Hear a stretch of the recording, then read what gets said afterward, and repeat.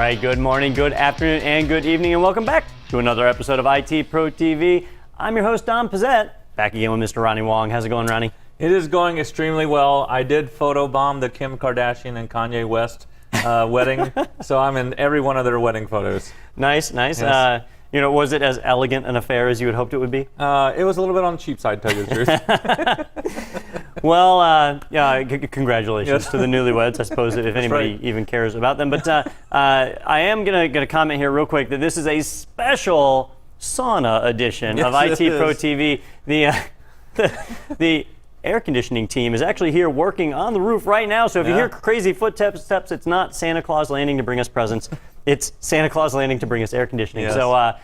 So if you see us beating sweat on our brows, it's not because we're panicked or stressed out. It's just because it's really hot in here. It's hot. These studio lights are like easy bake ovens. Yes. So the end of this episode, we'll have tiny little cupcakes that taste terrible, and that's what we're going for. All right, well, ladies and gentlemen, we are continuing on with the planning process here inside of the Project Management Institute's Project Management Professional Certification. And we've moved through schedule, which, boy, that was a big chunk, right? It took us 3 episodes to move through that. This one today is going to be cost management. And it's almost a mirror of schedule management, that a lot of what we do under schedule management is the same thing under cost management. The only difference is, instead of dealing with time, you're dealing with money. But most of the systems are the same. And so when we look at the process groups, let me just pull this up here in the PMBOK. When we go into all of our process groups, we have this huge chunk here for project time management, and then just 3 little sad project cost management entries in here. All right. The reason is twofold. One reason is a lot of it is a duplicate of what we've already seen, so we don't need a ton more infrastructure and bureaucracy around it.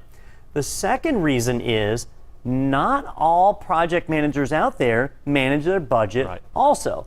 Oftentimes they'll have an accounting team or an accounting department, accounts payable, accounts receivable, all that good stuff, that is managing the finances of your project. So there are many organizations that deploy formal project management and just knock number 7 right off. Just that's it. It's not even a part of our project. All right. Well, I've worked in environments like that, and even in those environments, I still track my cost. And I did it because there's some neat techniques we'll see in the monitoring and controlling phase where we can try, I glamorize it a little bit, we can try and predict the future, right? To see what our project is trending like. And if we're not monitoring that stuff, we don't stand any chance of being able to do something like that. So, it's an important thing. It's here, and we're really leveraging some of the same technologies from project time management. All right, so let's dive in and take a look at it. The first process group we're going to look at is plan cost management. Much like up here we did plan schedule management. Well, what is plan cost management? It's the same thing. We are figuring out how we want to manage our costs, right? How we want to manage that. And if you've already got a project management plan in place, if your company has been doing formal project management for a while, you don't even need to worry about this process because your cost management plan is already made. But if it isn't, then you've got to create one. So you go through these other processes figuring out what it is that you're going to do. And when you find the model that works best for you, you then document that, and it becomes our cost management plan. So this is one of our more simple processes right here. Our input would be the project management plan, because if we already have one, it's going to state exactly what we need to do to manage our costs, and we're pretty much done, right? But if we don't, we take whatever we have as a management plan. We take our project charter, which says what we're trying to achieve with this project, and then we take enterprise environmental factors, so whatever the laws, regulations, statutes, standards that we follow, whatever they say we need to do, and we combine that with organizational process assets, whatever paperwork our company already has. If we have templates, if we have things like that, we use them, all right? Then we just apply some very simple things to it. Expert judgment, we've seen that one time and time again, right? Use your noodle, what's in your head. Analytical techniques. There are a number of different analytical techniques available to us, and we're going to see several of them. You don't necessarily need to use all of them, so you need to pick which ones are going to be the ones that you use in your organization. And then lastly, meetings. You have meetings with the other project managers, the PMO, whoever, to come up with, at the end, this cost management plan, how we're going to manage cost. So there's not a ton to it. If this is the very first formal project management that we're doing, we're going to skip this process. We're going to skip it, do the other two first. And by the other two, I mean estimate cost and determine budget. And by the time we build that budget, we now know what we had to go through, and we use that to serve as the template process for creating a cost budget in the future. All right. But if we have done this time and time again, we get that data, and that doesn't mean we necessarily have to run with it in its stock form. We might need to tweak it, optimize it, whatever. And so we kind of go through that process. So pretty straightforward there. And so we won't see a whole heck of a lot for planning cost management. The inputs, it's all pretty much the same stuff that we've been dealing with so far. Nothing really new and earth-shattering there.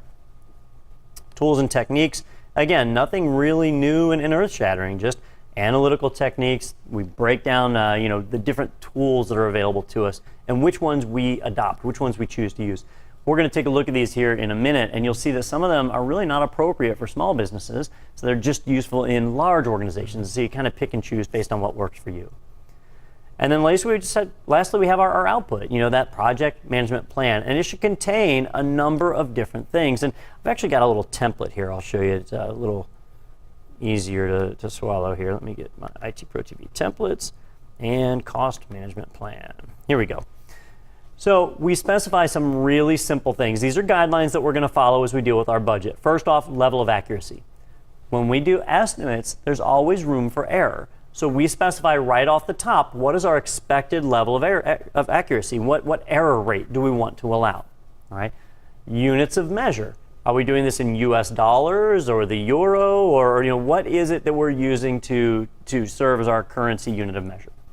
And then any thresholds that we have. If we start to have deviations, our level of accuracy, if we start to get too far, at which points do we set up our reserves kick in, red flags, and things like that? Where do we want to consider that area where we need to start acting? All right. Rules for performance measurement. How do we measure what's going on as far as our costs and gauge that against our original plan? We're not really going to look at that now. We're going to look at that in the monitoring and controlling phase, because at that point you're looking at how that money is being spent and how we're getting a return on it. The cost reporting and format. So obviously, as we spend money, we need to report that it was spent and tell people, here's what we've done and here's what we're going to do. So how does that get formatted? And you want it to be consistent across all of your projects, so it's easy for the accounting team or whoever to be able to determine that information. And then anything else that we have, how we estimate cost, how we develop the budget, and you'll notice that both of those are tied to our other processes. Estimate cost, determine budget, right? So we're just saying how we're going to do those, and then updating, monitoring, and controlling, what we're going to see later, how that's going to be managed too. So all of that needs to be put in here, and it should be put in here in a way where it's generic enough that it can apply to any project in your company, so that when you draft it now, it'll work time and time again as you do future projects. So this one's the easiest, and really nothing I said there was too significant, right? Because plan cost management, it's really the same as plan schedule management or plan scope management, right? They're all kind of the same. You figure out what works for you and you document it so that you can then use that over and over again and be consistent about it. All right. So that knocks out our first process group. We're really cooking now. We did that in the first 10 minutes of the episode. Well, unfortunately, that's the shortest one, right? The others are where we're actually dealing with the cost management stuff, and they start to grow quite a bit. So let's move into the next one, which is estimate cost. You'll see that the third process is determine the budget. We can't really figure out our budget unless we know what things cost, and so logically it makes sense to do estimate costs first. All right. Now, early on in this series, I mentioned that we don't have to do this stuff chronologically, but there's some things that make sense or some things that build on each other. Estimating cost is a tricky one because a lot of times it is impossible to estimate your cost all at once. It's something that you do as more information comes in. You can start it as early as developing the work breakdown structure. When you develop that work breakdown structure, you're creating work packages, actual work that needs to be done to complete your project. You can start coming up with costs right then, figuring out what things are going to cost, what labor, and so on. But you might have things that require a contractor, and you're going to be doing bidding. So you send out for quotes, and you haven't even picked who the winner is yet. You don't know what that cost is. And so at this stage, you may be able to get some of the information in there, but you're going to have some holes, right? Then we go into schedule management, and we figure out when things are going to occur. some things cost more or cost less depending on the time they occur, right? We're here in Florida, and in Florida, something as simple as hotel rooms. Yep. The price on a hotel room varies greatly depending on the time of year. A hotel room in Florida in February, the second week of February, is going to be dirt cheap. But getting one in July is going to be double the cost. Right. That's just how the state of Florida works. It's a tourism-based industry. So your cost can vary widely based on that schedule. So can we estimate the cost before we know that schedule? You can try. But every time that data gets updated, you'll have to go and revise your budget. So it becomes a lot of rework. So many people will wait, finish the schedule first, and once that schedule is done, then go into cost management.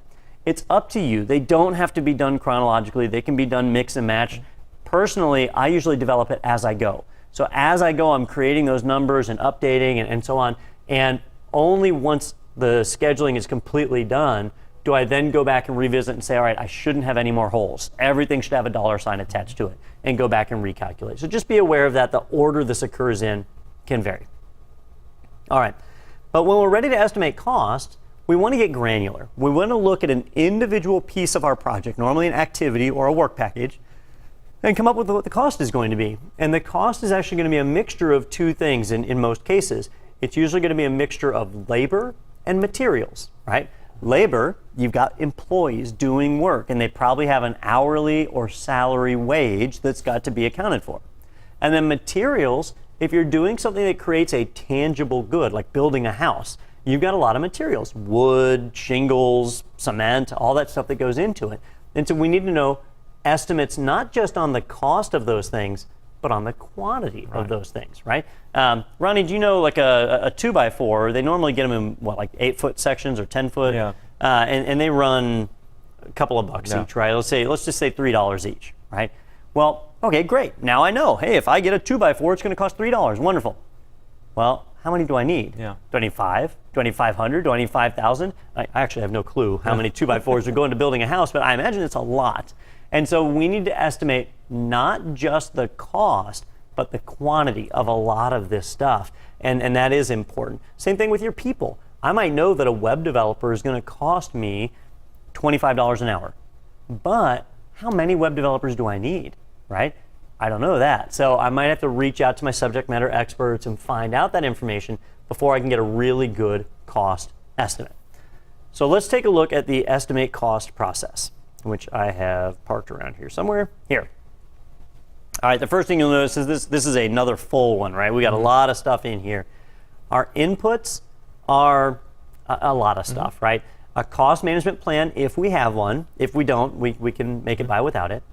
A human resource management plan. Now, why is that important? Well, the human resource management plan is going to contain information on how we get people attached to our project. I know I need a web developer.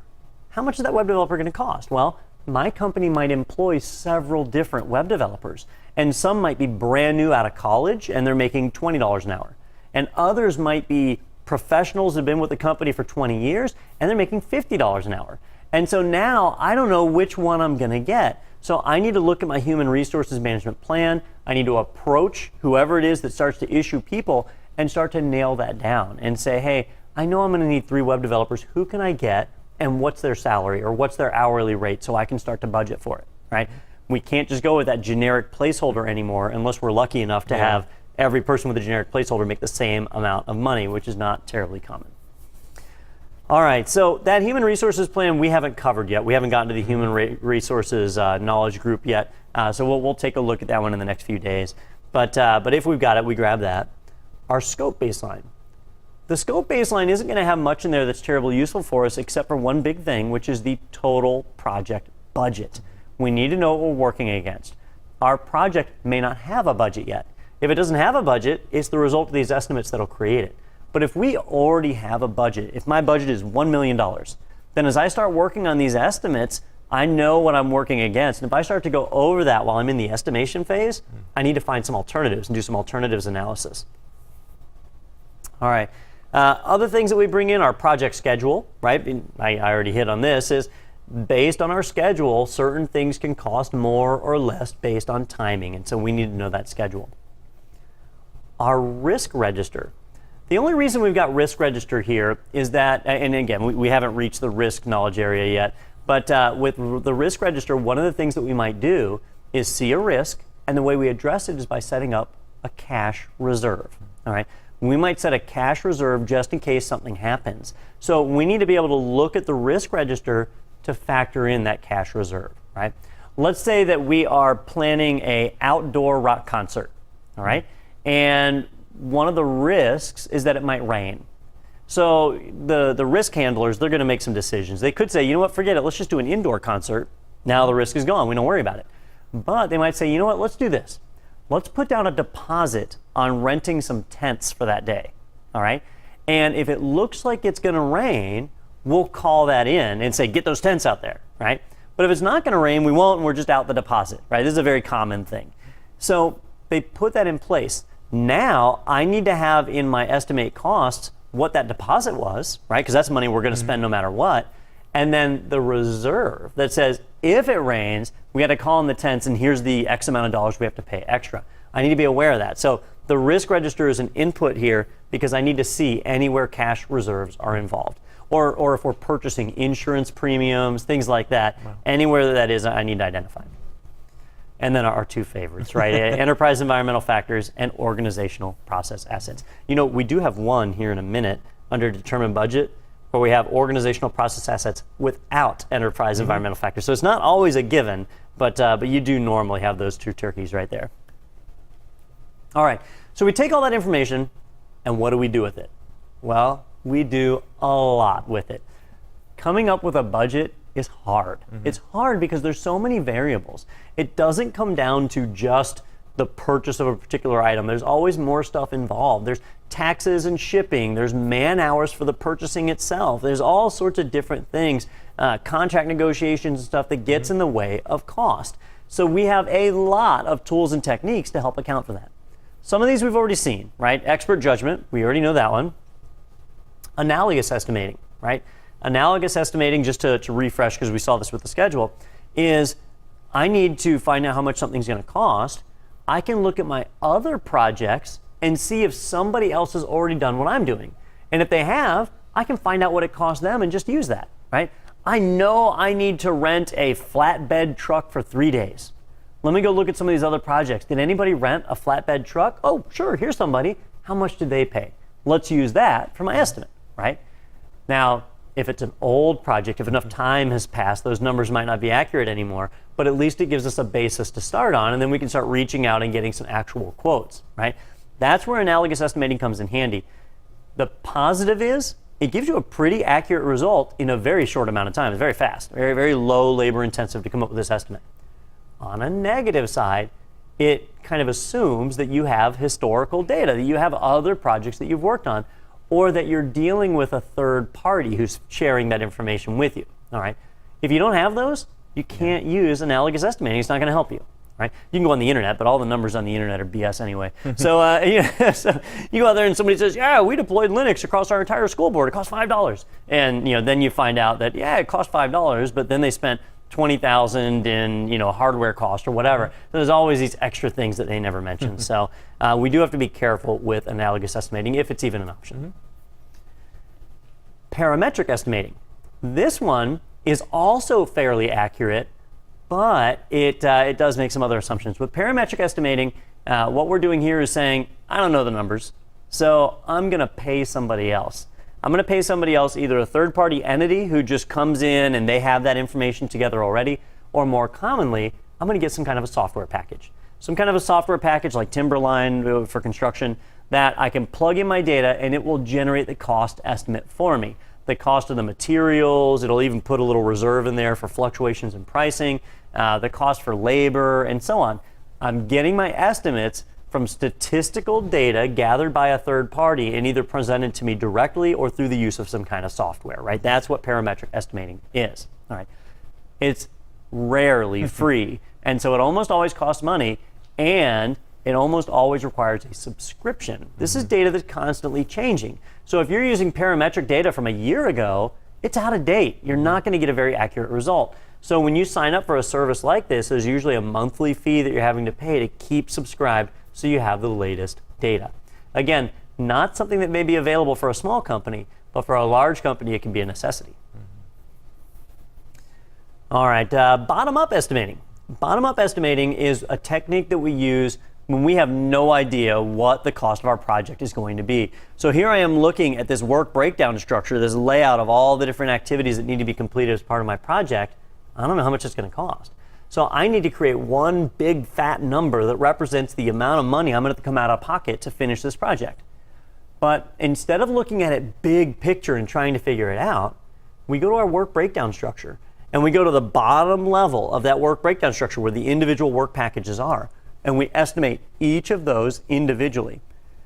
By coming up with the cost of the bottom level activities, we can add that together, and now we know what the big cost is. All right. It's also called cost aggregation, which we don't see here on this, but you'll see that terminology every now and then when you're reading books. You take all these individual entities, you add them together, now you've got your total cost.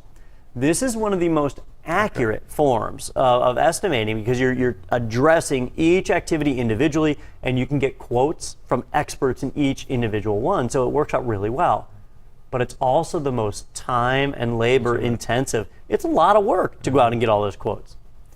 Yeah, you got to reach out to each individual. You got to find subject matter experts. It really is a burden.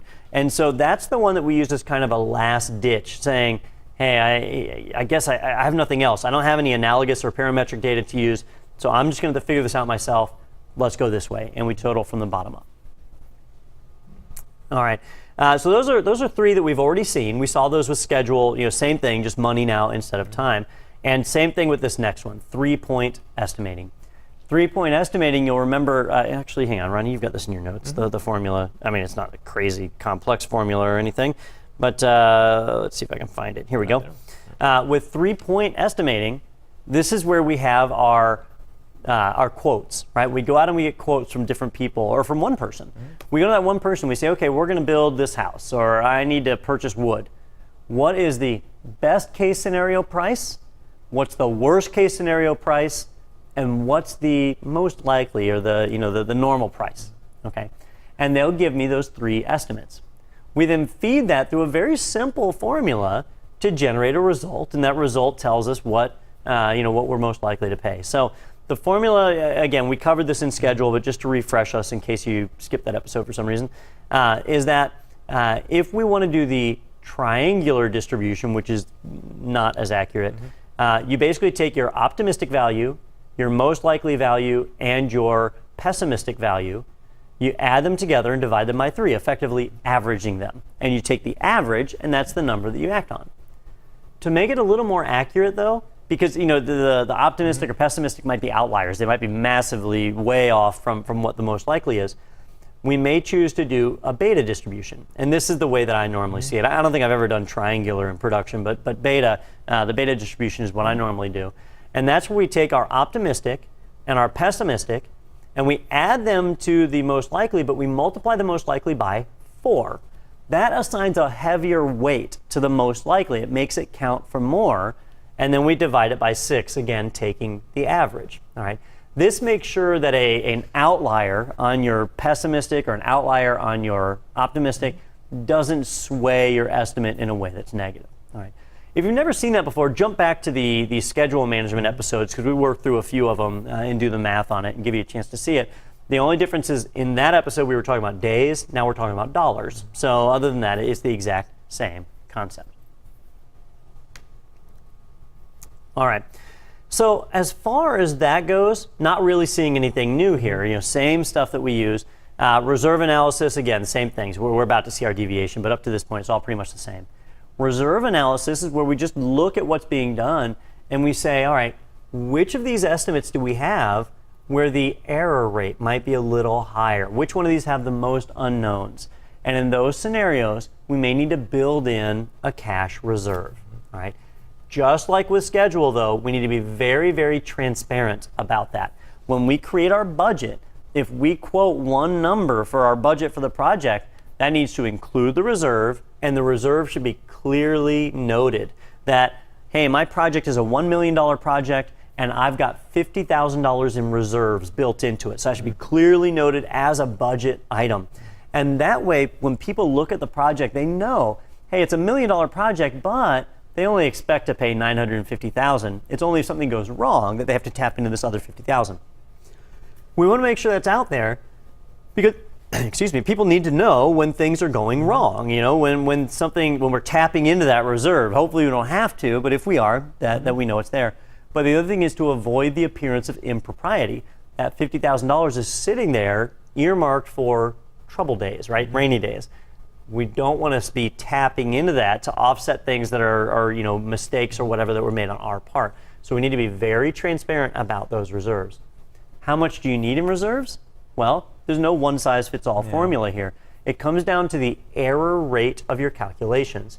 If you get a quote from somebody and you have your pessimistic and your optimistic and your most likely, and you start to look at these numbers, and the number that you come up with in your estimate is way off from what your most likely is, instead of flagging that as the actual budget for that item, you might choose to specify that as a reserve. Okay, let me give you an example.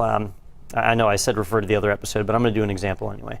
So let's say I go out and I get a quote from somebody, and they tell me the optimistic, the best case scenario for this thing. In fact, let me write it that way. The best case scenario is going to be that this particular activity is going to cost me $250. All right. They tell me that most likely it's going to cost me around $500. Okay. But if workers go on strike, if political events occur, if who knows what goes on, then our worst case scenario is that it could cost as much as $1,000. Right now, let's even go higher. Let's just say it's $1,500. All right, so that would be like my worst case scenario. All right, so I then feed that into my formula, the optimistic plus the most likely times 4 plus the pessimistic, all divided by 6, right? That's that basic formula for doing the beta distribution. So we feed that in here, right? Optimistic is 250 plus 500 times 4 plus, 1,500. Plus 1,500, all right? And then we're going to divide all that by 6. All right, so let's work this in our head. So that's 3750. all right, so 3750 divided by 6, which I don't know. So let's just get our old calculator up. We're exceeding my education level here. So 3,750 divided by 6 is 625. Okay, so I get a quote. You know, I get multiple quotes, and then I average this out, and I come up with 625 for my beta distribution. Okay, I could run with 625 as my budget. I could budget 625. But when I look at this budget, I know the most likely is 500.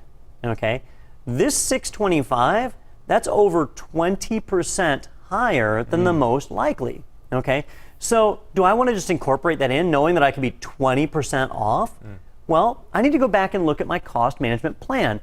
What does it say in there? In the cost management plan, am I allowed to be this far off, right? Remember back here in the cost management plan, we have level of accuracy and control thresholds. Maybe we have in there that our estimates need to be plus or minus 5%. Well, the number that I just got right here is over 20% off from my most likely scenario. So this may exceed the control threshold that we've got designated in our cost management plan. And if that's the case, we'll need to list this as estimate $500, reserve $125. That way, we're being very transparent.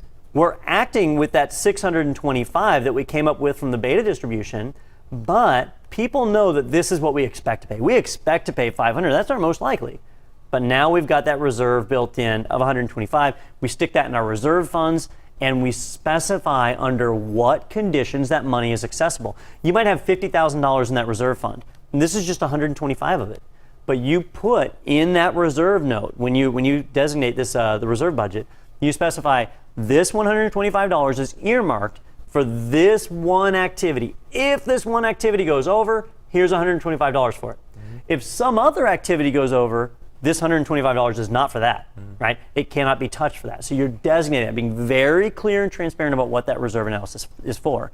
And in your documentation, you put this formula. And you say, here's how I came up with it. I got these 3 quotes. And based on these 3 quotes, the worst case scenario was really far off.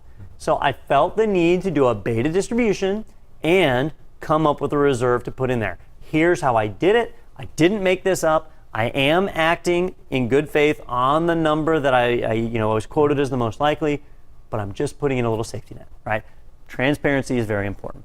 That's the way reserve analysis works. There's other ways to do it. If you talk to any accountant, they can bend your ear for hours on end on other ways to calculate out reserves, but this is the one that's the easiest and the most likely to show up on the exam. Yep.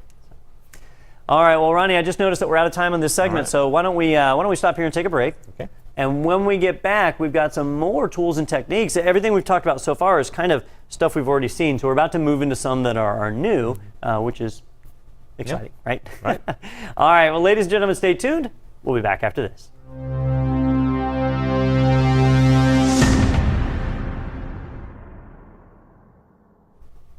All right, welcome back, everybody. So let's continue to take a look at the tools and techniques of estimating our costs. So we moved through the first 6, and there really wasn't anything new there. These are all things that we saw inside of our schedule plan development also. So now let's take a look at some that are a little more unique, right? Number 7 is cost of quality. Cost of quality is a concept where we make 2 assumptions, right? And we're going to talk about these later in the quality knowledge areas. But you deal with quality control and quality assurance. Quality control is where we ensure that things are turned out right the first time, right? We make sure we only have to do something once because it was done right from the beginning. Quality assurance is where we check something after the fact and we say it's already done. Did it get done to our standards? And if not, we redo it. And anytime you're dealing with numbers in a project, you're weighing those 2 ideas. Do I pay money now to prevent a problem before it happens, or do I pay money afterwards to fix the problem, hoping that the problem just doesn't happen in the first place, right?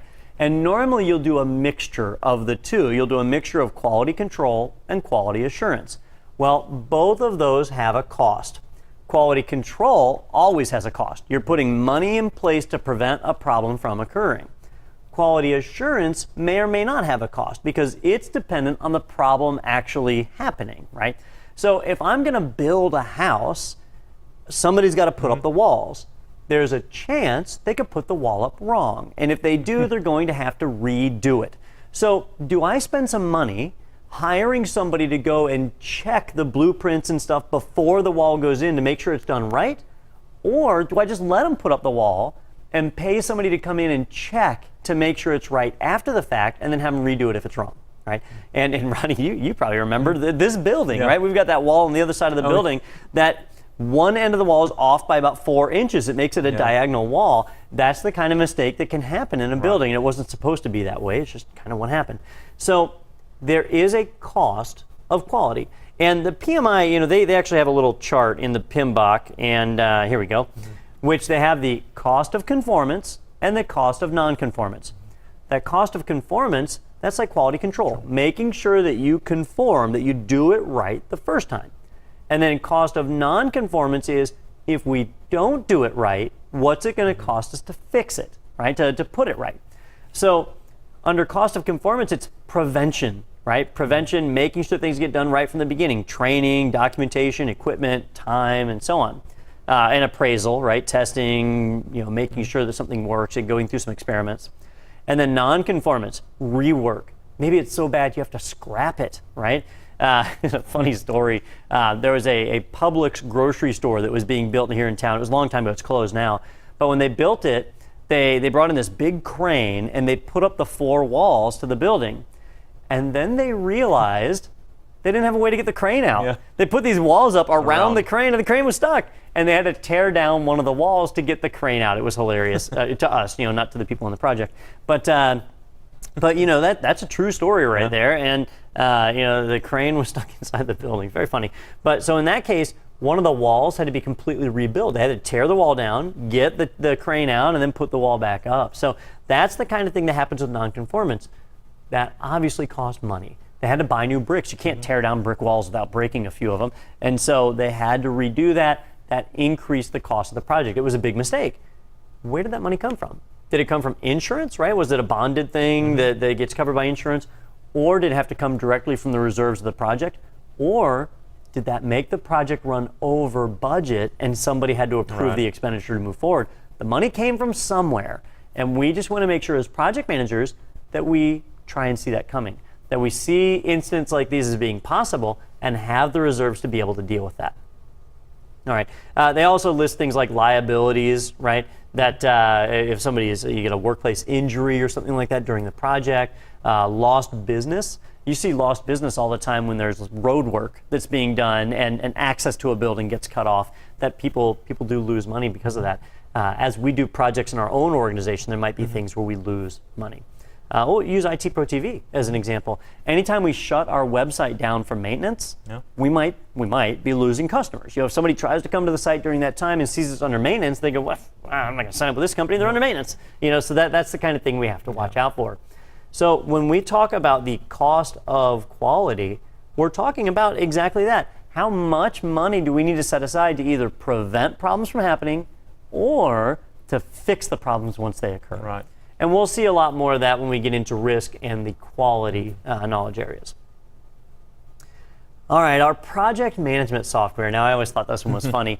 A lot of project management software out there doesn't do budget. Right. Just doesn't do it, right? Gantt project doesn't do it. Project Libre has some really basic stuff. Microsoft Project, for the longest time, wouldn't do it. In the latest versions of Microsoft Project, they actually have budget functions in there, and they don't work very well. In fact, Microsoft will even tell you, it's here, you can use it for estimates, but don't submit this to the IRS, right? Don't use this for your official accounting. So we almost always have separate software that's being used for managing the finances of our project. And it could be something as simple as QuickBooks, but it's usually something much more advanced. And so here where it says project management software, it may be separate financial software. If you're fortunate enough to have project management software that does do the accounting side, like I think the, what's that product? Sage. I think Sage actually does the accounting inside of it. So if you've got something like that, then great. But if you don't, then you're going to be doing it somewhere else. All right, vendor bid analysis. All right, now we are going to get into this a little bit more in the procurement knowledge area when we talk about contracts. But if you need to buy something and you put it out for bid, you're going to get bids back from various sellers, people who want to sell you this product. How do you pick? Well, there's different techniques available, and it's called vendor bid analysis. And let me just bring up the notes here, because I think you listed some of these, didn't you? No, I just didn't find it. Yeah, that's fine. Like I said, we're going to deal more with this under the procurement section. For those of you that have been with the PMI a while, there used to be something called the select seller process, and so we had this whole seller selection process. Dumb way to put it, but anyhow, where you would pick the winning bid. Now it's been moved under the procurement section, so we're going to see it a little bit later. But basically, you need to establish the criteria. How do you determine who is the winning bidder? And a lot of people say, well, it's whoever's cheaper. But that's not always the case. Right. Sometimes it's worth it to pay a little more because you get better quality out of it. You get a faster timeline out of it. You get better support, whatever it is. So it doesn't come down to the dollar every time, unless you work for the U.S. government. So for the rest of us, there are outlying factors. So how do we make that decision? And that's what they're talking about when they say vendor bid analysis. How do we pick that winner? What is important for our company? If you've got a project management plan in place, it's in there, how you pick them, right? But if it isn't, you've got to come up with your own solution, and that becomes a part of our cost management plan. All right. And then we have our group decision-making techniques. As we get our people together to start talking about the budgeting, how we're going to be able to run it, we reach to our team, our project management team and the subject matter experts that we've accumulated. We gather the information from them and put it together. Anytime I get quotes are good, but I always like to bounce them off of somebody else. Get somebody and say, hey, is this quote in line? Because you'll get weird things sometimes. One of my favorites, I work in IT. I've worked in IT my entire professional career, and one of the things I've noticed is that when you send out bids or bid requests on the internet, you'll get responses from all over. And a lot of times you'll get responses from people who have never done what you're asking. But they'll send a bid in anyways because they're willing to do it, right? And so I used to live out in Seattle for a little while, and one of my mentors out there, he had this great technique. Anytime he sent out a software bid, a request for bid, he would put in there, in the requirements, the software must do A, B, and C, which were real requirements. And then one of the last requirements was he would put in there, must be able to synchronize data with ToddStar database. and his name was Todd. And so it must be able to synchronize data with ToddStar database. And I think he even went very specific, like version 3.7 or something like that. And he would send out this bid. And he would get responses back, actual bids back from the companies. And a lot of them would say, yes, I'm compatible with ToddStar database 3.7.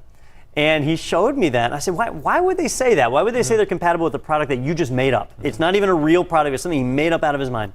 He said, the reason is a lot of these people will bid you the work, and they'll say they're compatible with a product that they're not.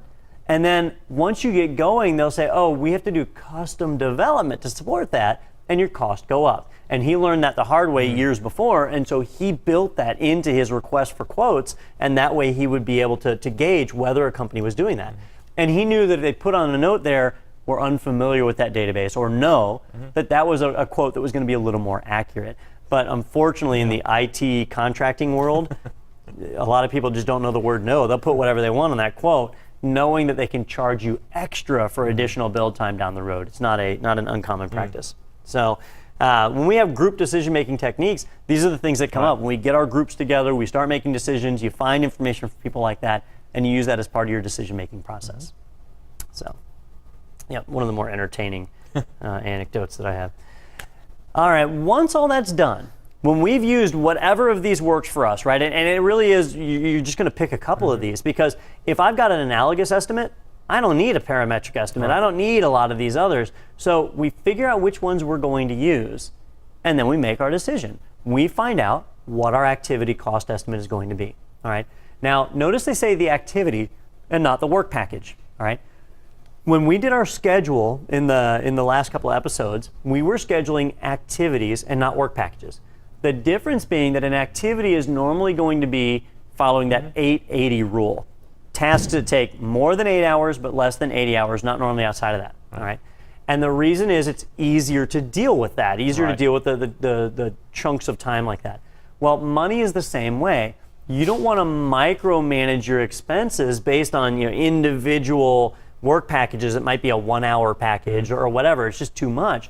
So by binding this to the schedule, we can track our money at the same time as tracking time. And that's why we see these great charts that show time and money represented on the two axes. Is that the plural for axis? Axes? Sure. I don't know, whatever, axisi.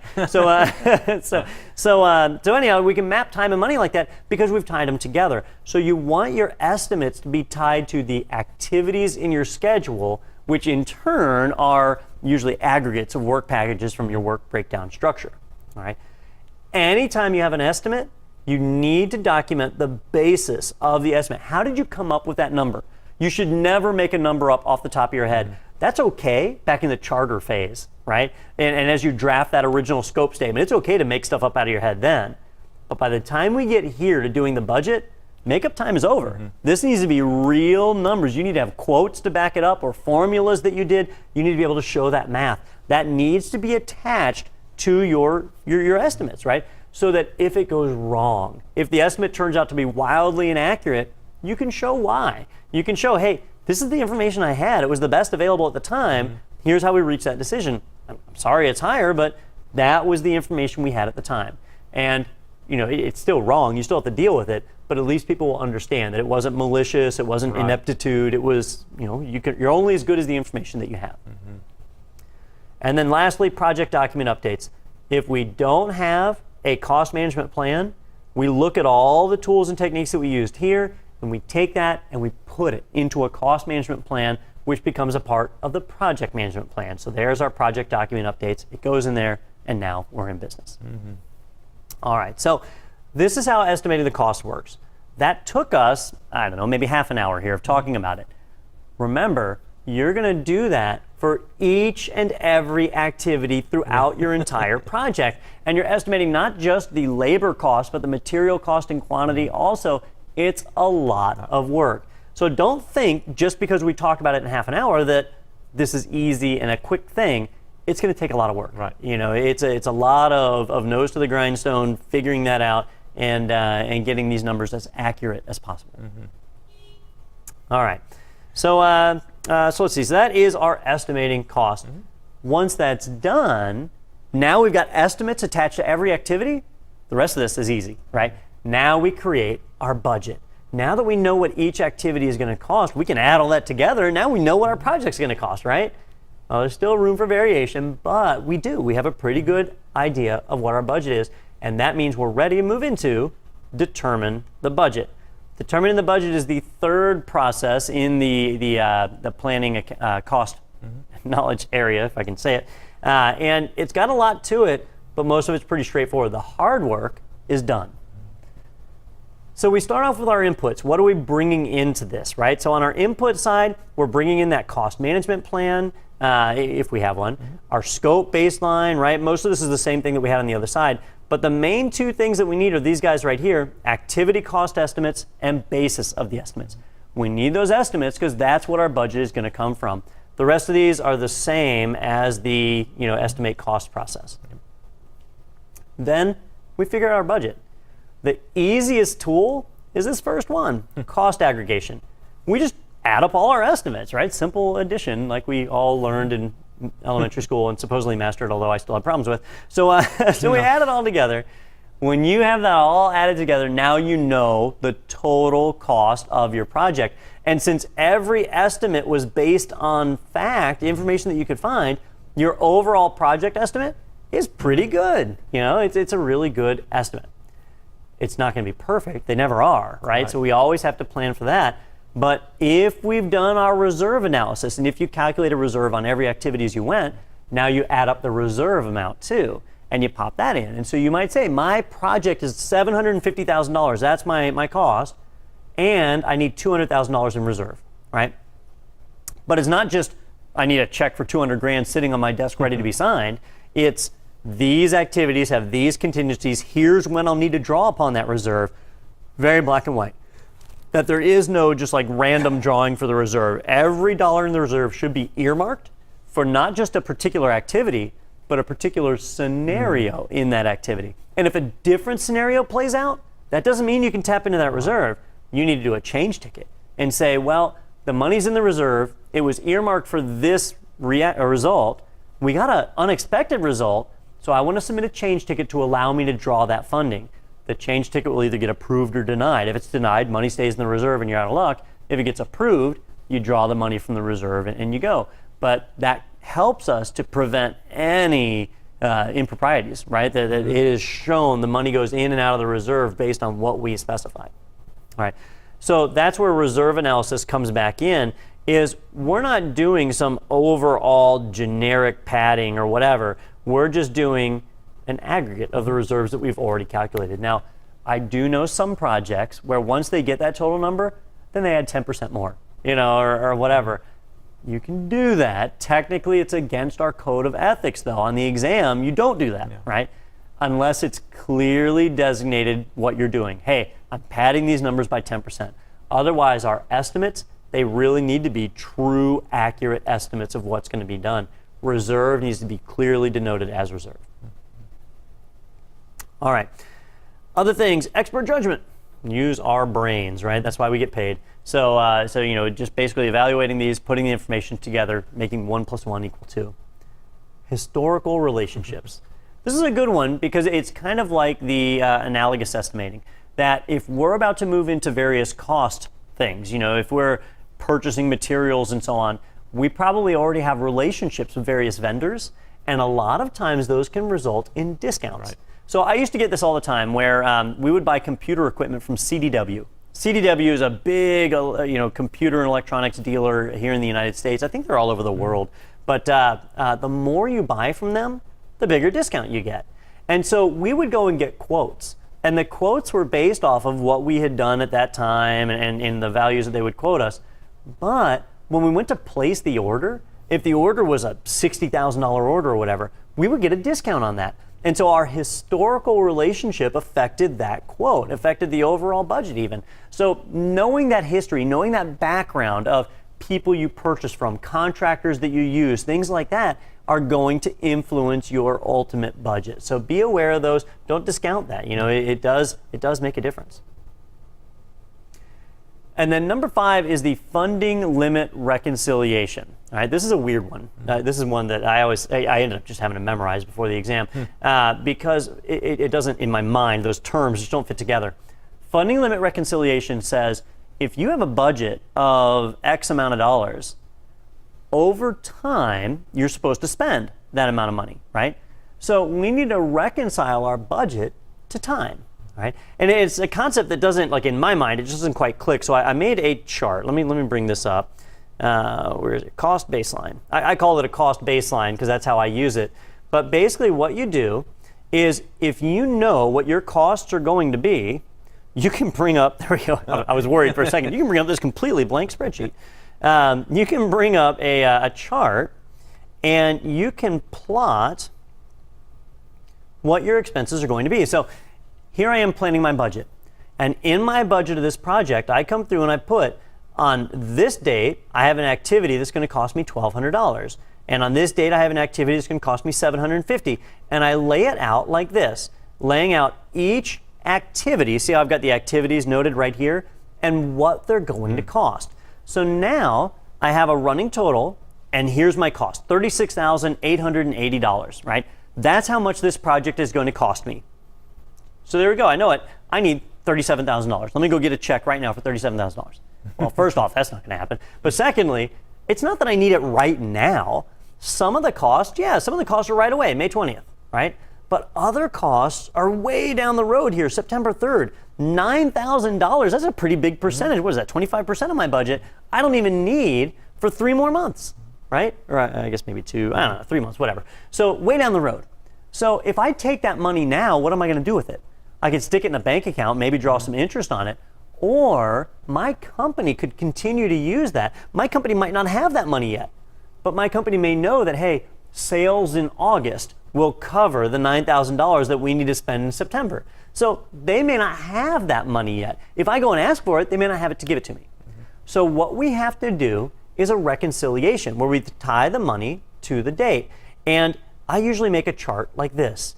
And what this chart does is it shows the money that I need on particular dates. And so I can see, like right here, I need $17,800 on July 12th, right? And that's just coming from right here. On July 12th, $17,000, half my budget. Half my budget I need right there on July 12th, okay? And then I plot that with another line, which is my total, the total that I've spent. So my project as a whole, yes, it is $36,880. But on day one, I only need $1,200. And by the time I get to the end of the first month, so if I started on May 20th, by the time I get to end of June, I only need a total of $6,080. So I need a small fraction, less than 20% of my budget by the first month. But that second month, boy, it's a doozy. I need half my, another 50% of my budget right there just in July. But then August, very few expenditures, right? It looks like I got a total of $4,000 in August, and then it's in September that we jump up to $9,000. So by reconciling our expenses to dates like this, we can set not just what our total budget is, but what our budget is at points along the way. And that's important when we get to controlling and monitoring and controlling. Because when you're monitoring your project, you can say, here I am on June 15th. How much money should I have spent on June 15th? And I can look and I can say, all right, according to this chart, by June 15th, I should have spent $6,080. How much have I actually spent? Oh, I've spent $6,080. I'm perfect, on schedule, right? Or I look at it and I've only spent $5,000. Why is that? Why have I only spent $5,000? Did some work not get done that was supposed to get done, right? Or maybe I got a great deal on some lumber or something like that, and that's why we haven't spent so much. More often than not, it means something didn't get done. Or I can say, I've spent $7,000. Why the discrepancy? Why have I spent more at this point? Now they're numbers that are very, very useful. So attaching these to a date is really handy. And I usually just use Excel. This is something that I whipped up. In Excel, you can lay out a chart like this, and then you can do an easy graph right in here. And if I pull it up, you'll see, that's not what I wanted. How do you edit the formula? I'm the one who made this thing. You'd think I knew how to do it. So somewhere in here, we designate exactly how we want this chart to function. Let's see here, select data. There we go, perfect. So you come in here and you specify your X and your Y values, right? And so this is where it's doing cost and total and the range of cells. So it's not a hard thing to build. I probably used a wizard to do it. You'll see all the crazy wizards up here. But you do it, you lay it out, and this really works as a great way to determine how your budget is doing. All right. So that is a cost baseline. And again, your baseline, this is how it is in planning. So now when you get into production, you're going to actually have a third line that I don't have in here. So I would add another column to this, which was the actual. And so I would track my actual expenditures, which would be somewhere in between these, right? With where we're at for our expenses. And hopefully it's right on top of this red line. But anywhere above the red line, I'd be over budget. Anywhere below the red line, I'm under budget. And then I can make that decision, how to fix that. All right. So that is funding limit reconciliation, right? Really important there, very useful stuff. If you don't do it now, you're going to end up doing it later anyway when we do the monitoring and controlling. So you might as well do it now as you set up that plan. And when we're done, what do we get? Well, we get a handful of other things, right? We get our outputs, our cost baseline, which, my funding limit reconciliation, I call that my cost baseline. It may be done as a graph and a chart like that. That's the way I normally do it. Or you might have some kind of form, some spreadsheet or whatever that you fill out, but I like charts. It's hard to argue against a chart. When you show somebody a chart, they think you know what you're doing. I love it. So they're like, oh, this guy made a chart. Don't want to argue that. All right, project funding requirements. This is how much money do I need and when do I need it, right? This is something your accounting team wants to know. This is something your CEO wants to know. This is how they recognize the money they need to set aside to support this project. And they also know if they choke your project, right? Because this happens with the government all the time. They'll allocate $2 billion for a project. And the project kicks off, it moves along, then times get tough. And so they cut money back on the project. Does that mean the project's over? Well, if they cut 100% of the funding, yes, then the project's over. But if they just cut back your funding, what we normally have to do is either, when you lose cost, right, what do? You lose some requirements to make up for it, or you expand your time. Your 2-year project just became a 5-year project because you have half the funding, right? That's what happens. So just keep that in mind, that that number, if it changes, it affects the other 2. All right, so our project funding requirements, what money we need and when. And then lastly, project document updates. Again, if we didn't have a cost management plan, we take the tools and stuff that we did here, any templates that we made, like my little template, and that becomes a part of our project management plan, and specifically the cost management plan. All right, and I think that's pretty much what you called out too, Ronnie, right? Did I leave anything out? Nope. No, we're pretty good there. All right, so that's pretty much what's involved in the cost side of things. Now, again, let me caution you, we spent 3 episodes going over the project schedule, right? And now we're just doing 1 episode on cost. Boy, that was easy. This must be the simplest part of an entire project. Well, let me just pull this back up. Don't let it deceive you. On the test, yes, this is actually a really simple, small portion of the exam. You're not going to see a lot of questions from this knowledge area because, again, a lot of project managers don't use this knowledge area, so it doesn't show up very heavily on the exam. But the main reason why it's shorter is a lot of it is overlap with what we saw up in schedule management. So they are very similar, and in real life, if you're planning your budget, it will take a lot of time and resources. It takes a lot of effort. But we're also going to take a look at quality, which is actually the next thing in line, which factors into our cost too. We saw that cost of quality. That's an important thing. All right, well, Ronnie, I think that pretty much wraps up cost management. Can you think of anything else we should throw in? No, I don't think so. I think we're ready for the next set when we get to it.